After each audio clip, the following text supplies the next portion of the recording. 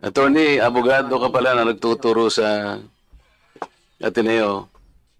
At sinasabi mo, ang diferensya ng private sa public figure, pagka public figure ay hindi basta-basta. Kahit nabirahin mo, parang may lisensya ka na, parang gano'n sinasabi mo. Pero pag private, talagang kinakailangan may malis ka agad yun. Siguradong. Kaya lang nung ikaw ay nag-vlog, ito yung title ng vlog mo sa akin eh. Huwag maniniwala sa pakulo at panliling lang ni Marcoleta. Ano ang panliling lang ko, attorney?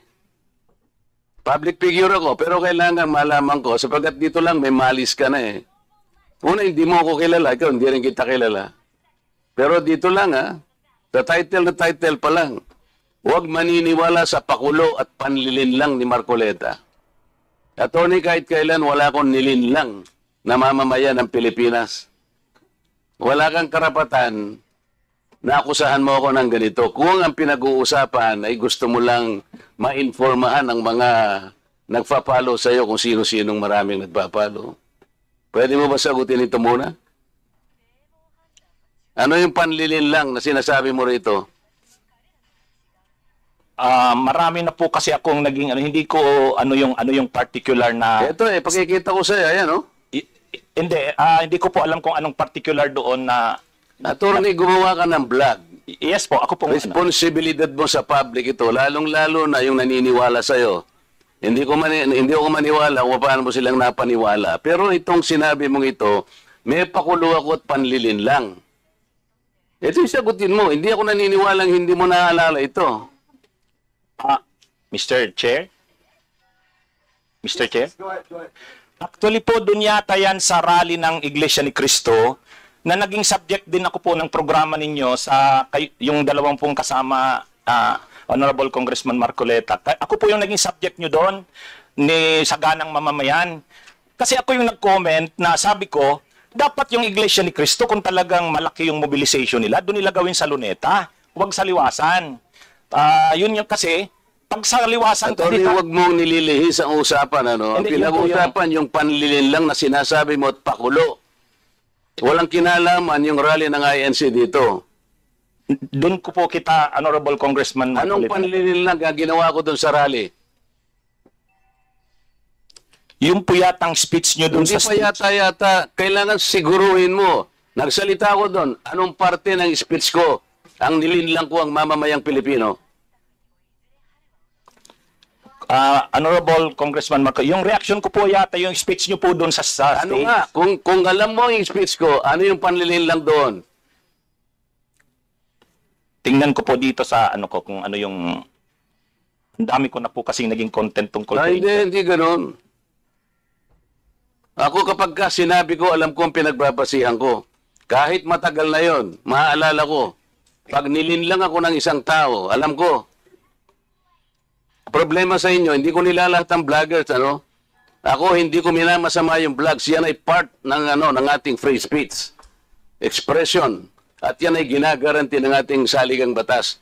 Totoo naman na kapag ka-public figures, hindi dapat balat sibuyas. Hindi kagaya ng balat sibuyas ni Kong Barbers, alam ko yan. Pero hindi nangangahulugan. Kailangan i-establish ninyo. I-establish mo. Ikaw ay abogado pa rin, kagaya na sinasabi mo, nagtuturo ka pa sa isang reputabling institusyon. At pagkatapos, tinatanong ko lang ngayon, ikaw ang nagbablog, Basta po tungkol po talaga yung naging topic ko po kayo, tungkol dun sa rally ng Ano ANC. nga yung sinabi ko sa rally na nanilang ako ng Pilipino? Wala ka man lang maisip? Ito yung uri mo na hindi kailangan talagang nagbablog Nami-mislead mo yung mga tao, nilililang mo yung mga tao. Ang dahilan ay hindi mo man lang masabi kung ano yung aking mga panlilinlang na sinasabi mo rito. Pakulo at panlilinlang. Hindi ganyan yung mga vloggers na kilala ko. Yung mga vloggers umaatake rin sa akin, pero hindi ako balat sibuyas. Sapagkat may basihan ang kanilang sinasabi. Yung pinag-uusapan siguro namin dito. Gusto nila niyang tingnan siguro. kung ano yung mga seats ng mga aming pinag-uusapan dito. Hindi ako balat sibuyas, pero ito, wala akong makitang panlilin lang na ginawa ko sa ating mamamayan. Ikaw, ang lakas ng loob mo na mag-vlog. Abogado ka pa naman. O ano? Gusto, panoorin ko po mamaya itong ano, kung ano Ay, yung yan ang hirap sa atin, specific. Mr. Chair eh. Ano po kasi, Isip-isipin mo, bigla ka na lang gagawa ng isang vlog na ngayon ay tatanungin kita ng diretso, wala ka man lang masabi, kahit isang panlilin lang. At ang inaakala mo, baka sakaling doon sa rally. maraming, Ibig mo sabihin, naharap ako sa rallying pagkalaki-laki para manlilang lang ako ng mamamayang Pilipino? Hindi ka karapat dapat na abogado eh. Hindi ka dapat magturo sa Ateneo. Sinasabi ko sa iyo ngayon. Ako hindi ko inaukusahan ng mga vloggers. Kahit masasakit ang sinasabi nila, ngunit merong basihan. Meron silang pinagmumulan na basihan. Kamukha nung isang vlogger, Mr. Chair. Nakita niya yung isang tarpaulin, isang billboard na na-install doon sa SLEX. Isang female vlogger, Mr. Chair, na napanood ko. Itong si Marcoleta kanya, walang kahihiyan ito Tanga pala eh. At kinahihiya na rin siya ng mga kapatid niya sa Iglesia ni Cristo. Sapagkat, akalain mong gagawa siya ng billboard, isasama niya kanya si Pastor Kibuloy. Hindi ba niya alam na si Pastor Kibuloy ay ganyan.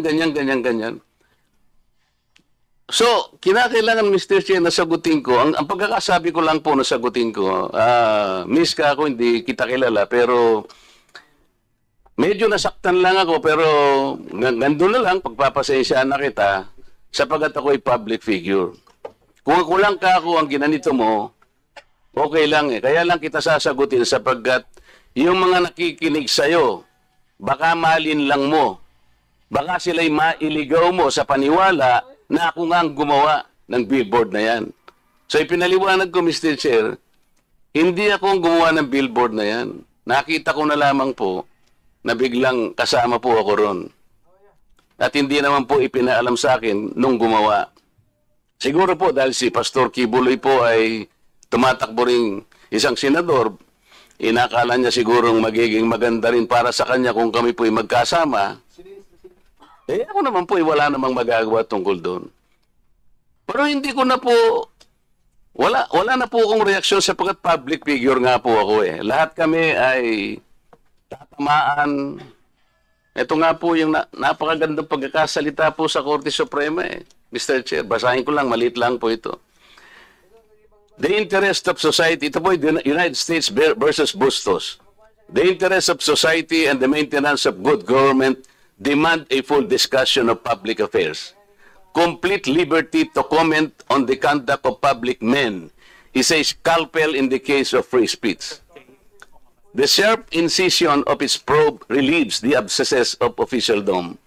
Men in public life may suffer under a hostile and an unjust accusation. The wound can be assuaged with the balm of a clear conscience. A public officer must not be too thin-skinned with reference to comment upon his official acts. Kaya ko na lang siyang i-tolerate, Mr. Chair, yung babaeng yun eh. Pero ikaw, attorney, dahil sa attorney ka, yan ang sinasabi mo, at nagtuturo ka pa sa isang reputable institution, dito lamang sa title mo eh. Huwag maniniwala sa pakulo at panlilin lang ni Marcoleta. Pagkatapos tatanungin kita ngayon, kung anong panlilin lang ang ginawa ko, wala ka man lang masabi. Kaya naman kitang idemanda pero hindi na kita pagtitsagaan eh, kung ikaw lang. Gusto ko lang malaman ng mga tao na walang basihan itong ginagawa mo. Para sa akin, sapat na nakabayaran sa'yo. O total, hindi na siya makakimbo, Mr. Chair. Tatigilan ko na siya. And with that, Congressman Marcoleta, that will serve as your time as interpellator. Ang haba ng interpellation mo. But I will not deduct that sa time mo, Congressman Marcoleta. Okay. Attorney Ricky, you still want to pursue your, or that will be it? So yun lang po. Siguro we give you time also to to answer back on, baka panoodin mo muna yung mga vlog mo. Later on, you can approach us if you wanted to defend your Dapat nga mag-disbar pa yan eh. you have your time, Congressman Marcoleta. We'll be giving time to Attorney Ricky to defend himself. Ano lang po to have siguro, fairness, and Mr. Chair? maging equal